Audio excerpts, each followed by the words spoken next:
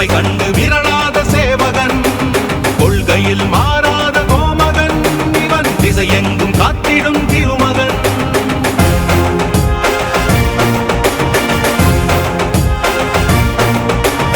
இடி வந்து விழுந்தாலும் இடியாதவன்,